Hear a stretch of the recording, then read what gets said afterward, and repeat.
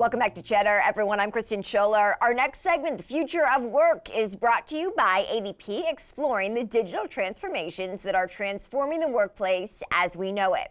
All right, well, nearly 70% of workers reported feeling more stressed since the pandemic. And according to a study done by Statista, we know that is true. So it's important more now than ever for employers to prioritize mental health and well-being of their employees in order to maintain a positive work environment. So joining me now is Omar Dawood, Chief Medical Officer at Calm.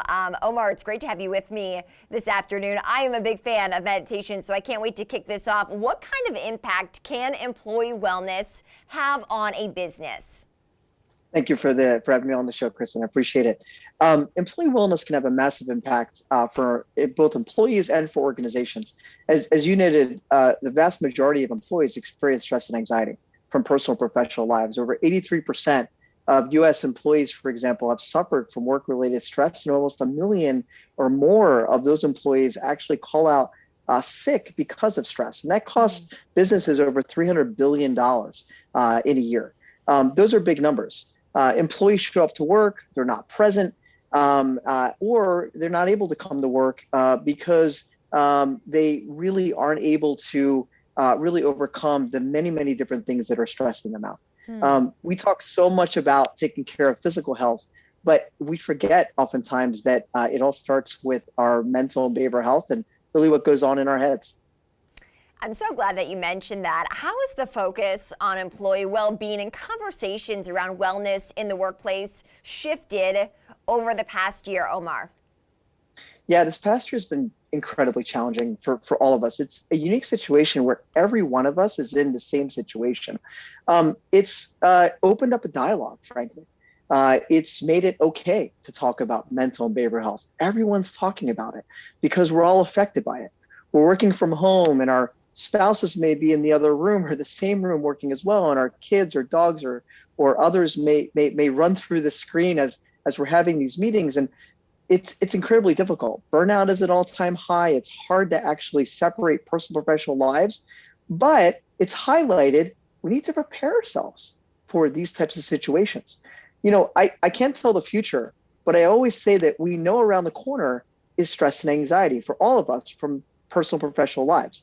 It doesn't have to be pandemic levels, but I think this was a wake-up call for all of us and frankly, for the way that we think about our employees to actually help prepare them to be ready for any levels of stress and anxiety that are going to come. I love that. What can employers do specifically, Omar, to prioritize their employees' mental health and well-being so that they can feel prepared? Yeah, you know, we've spent the last several decades taking care of a minority of employees. I often say, you know, 1 in 5 to 20% of employees that may have labeled diagnosed mental health conditions.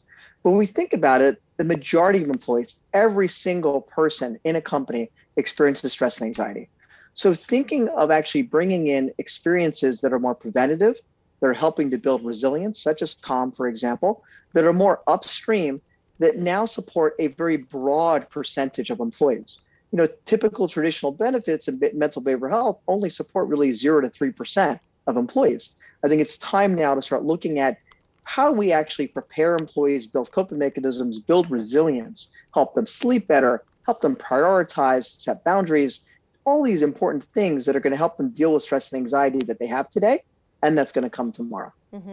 As we get ready for a shift here, people going back to the office, the post-pandemic world, hopefully upon us, seems closer and closer by the day, Omar. What are some signs of employee burnout that employers should look out for?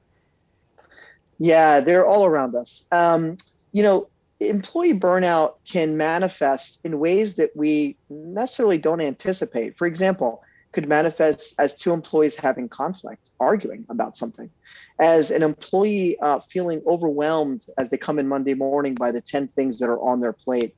And what is important is, as managers, as leaders, as really when you turn to your peers, is asking the question, how are you doing?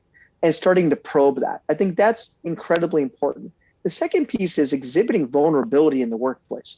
You know, from the leadership level all the way throughout a company, it's important for all of us to acknowledge that we all experience this.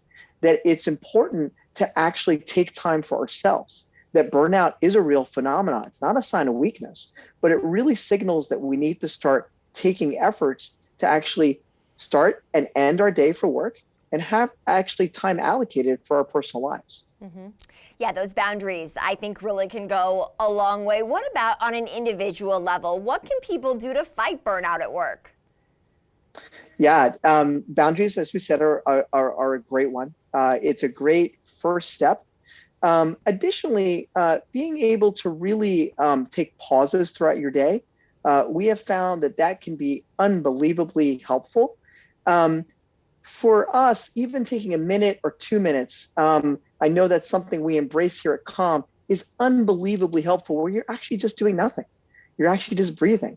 You're actually focusing on one thing, can actually change the trajectory of your entire day. Building in routines into your day. Your day needs to start, it needs to end. When are you going to eat? Having exercise, time for that within your day.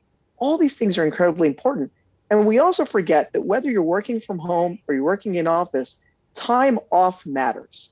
So taking advantage of that, taking time for yourself, even if you're not going on the typical vacation that we're used to, because life is a little bit different right now. Mm-hmm. It's so important to take time away from the office in which you can decompress, and that really helps us all recharge.